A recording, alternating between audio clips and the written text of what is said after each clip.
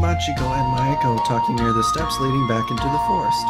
The two girls looked like they were playing a game similar to hopscotch on the wide shrine steps. It was time for me to figure out how to convince the girls.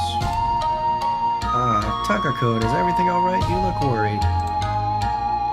Sujori told me something interesting. Oh, what was it? Did she tell you Oni-sama's bus... Maeko! Owie. No, nothing like that. And even if she offered to, I would have said no. I'm a gentleman after all. She told me about some recent events, and I think I've found a way to get you both accepted by the village. Wait, what? What did she tell you? She has not told us a thing. She didn't go into too many details. She just told me that some wild spirits caused a lot of trouble for the villagers and gave you guys a bad reputation. If we can convince the villagers that the other spirits are just playing, maybe we can figure out a way to protect them. And if you show up to help, maybe they'll warm up to you. Yay! That'll work for sure. Suchan and Takani are so smart. Whoa, wait. Maeko, calm down. Takakun, there's no way the villagers will accept us that easily. Even if we convince their elder, the two guards will never forgive us for our theft. I firmly believe that it's better to try something and fail than to regret not having tried. I mean, those girls will probably be upset, but maybe they will be more willing to listen to your story if we were to save the village. It's better to try something and fail than regret not having tried. But won't you be sad if you fail despite having tried so hard? Well, it will only hurt if I fail. Nothing is ever set in stone, so it never hurts to try. While I was rather certain this idea would work, I knew I first had to convince the girls. With the amount of confidence my tone carried, I was hopeful that it was only a matter of time before Machiko would begin to consider it. I'm not so sure, Takako. Do you really want to face the wrath of Mio head-on? If it's for the sake of my friends, sure.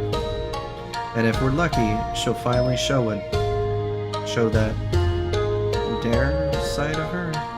I don't know. I'm up for it. I want to play with the people in the village. I want to be able to eat the delicious smelling foods and learn all about them. What about you, Machiko-san? Don't you want to be able to walk around without the constant fear of being chased down by angry villagers? This could be the only chance we have. I suppose, with the both of you being so enthusiastic, I don't have much of a choice in the matter. It would be nice to be able to buy sake from the human world. Spirit sake is rather bland. That's the spirit. We should hurry to the village then.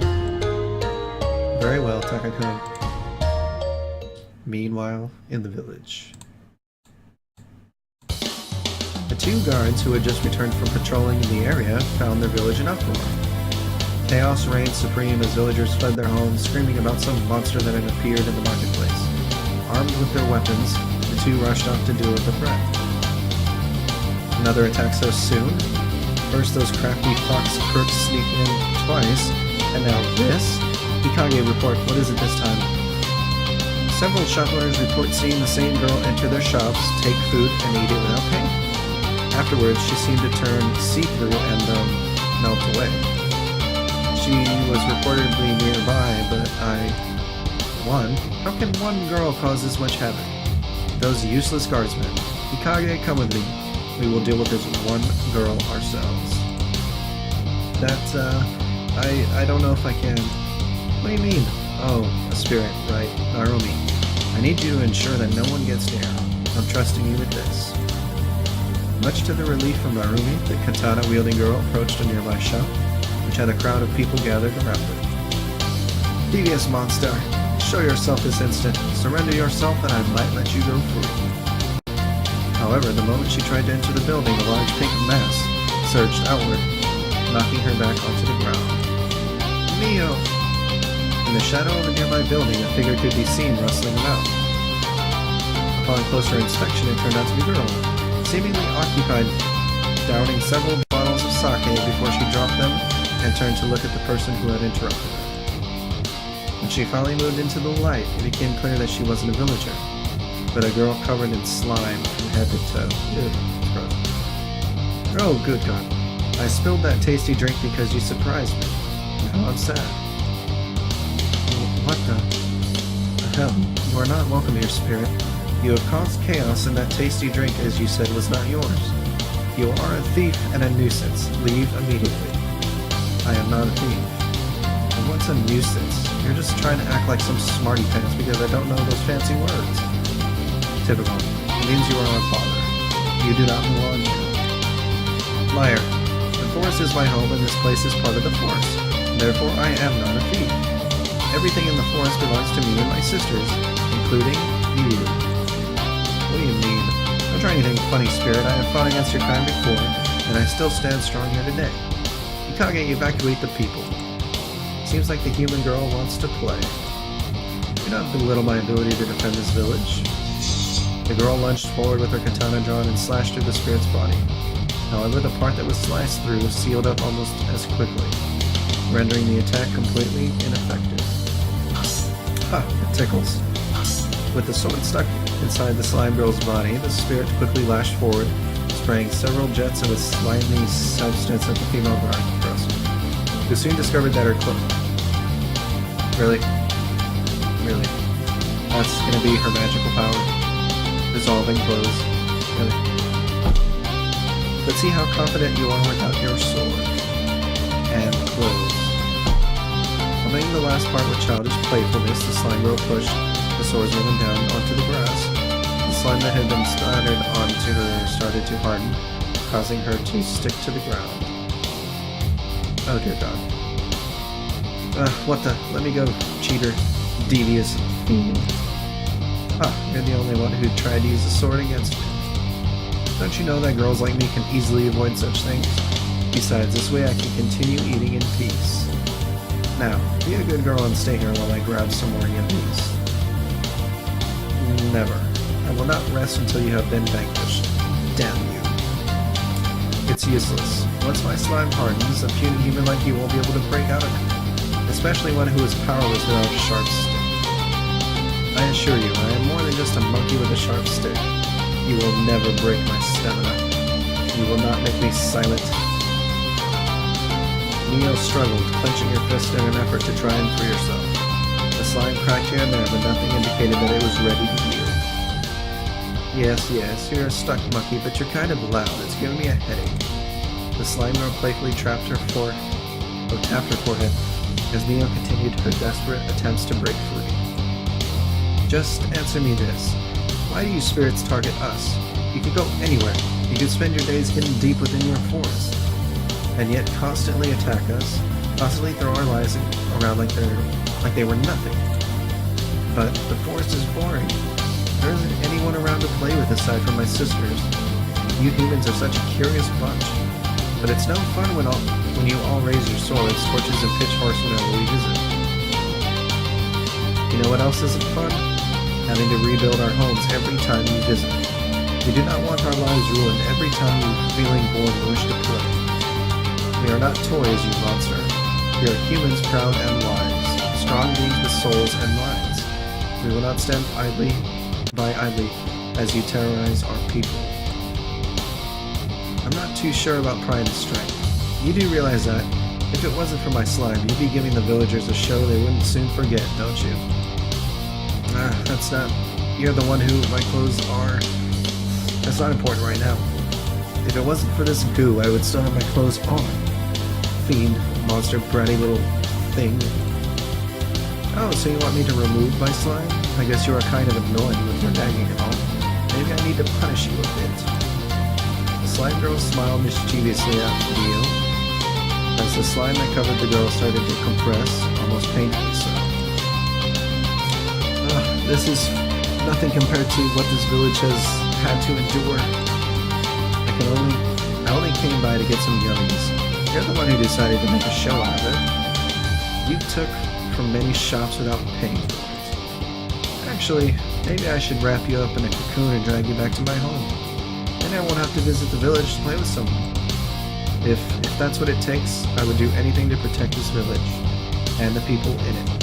If you promise me that you will not return to the village, then you aren't exactly in any position to make demands. Stop! You can't go in there! There they are. Mayako-chan, go. Use your magic. Right.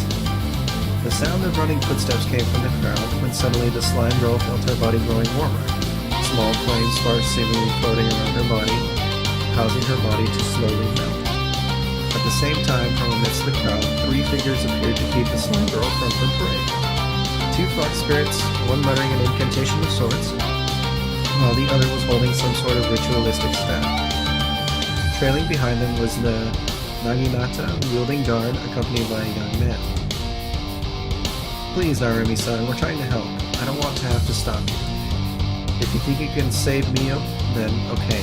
Just know that if any funny business goes down, I will chop your head clean off. Right. I hope the girls know what they're doing. Sakura, what are you doing here? You fox. While the slime girl was being distracted by the fox spirits, I ran over to Mio's side, using all my strength to pull at the slime that covered her. However, all I seemed to manage was a slight tear. Freeing the girl was clearly going to take a while. You're here to help, so use your energy for something useful like getting rid of this damn slime. Ah, Machiko. Have you come to play as well? Please, tell your sister to stop her spell. It feels rather tingly. Mayako, keep up the good work. No, Sakura, I have not come to play. You are a fool, a bubble-brained moron. Why are you harassing the villagers? If you wanted food, you know you could have come to the mansion. Meanie Machiko, you can't tell me what to do. Not to mention the food from the village is tastier than the fruit at your place. Besides, I just wanted to play with them a bit. But then they started screaming, and this monkey girl, with her sharp stick, tried to scare me away. I will not stand for these insults. Just you wait until I am free. Oni-sama, this spell is almost done. If I keep going on, it might... Just a little more, little one, Sakura. Oh, just a little more, little one. Sakura, I do not wish for this to end this way. You know what will happen if Mayako's spell is allowed to continue. You might get stuck in your midget form, for a long time, and I am certain you do not want that. Leave this village, please. Ugh, you're going to melt me? That's unfair. My sisters won't be happy to hear Machiko and Mayako sided with the silly humans. When all I was doing was having some fun. I'll be back. And with those words, the slime girl melted into a pool of water and soon disappeared from sight.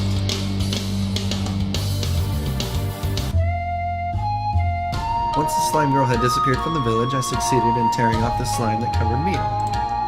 However, as the slime shattered into a million pieces, Mio was left without any form of cover, causing me to quickly cover my eyes. Don't you dare look at me. Scrambling to her feet, the girl rushed away, most likely in search of a change of clothes. With the slime girl gone, the villagers turned towards... can't even read.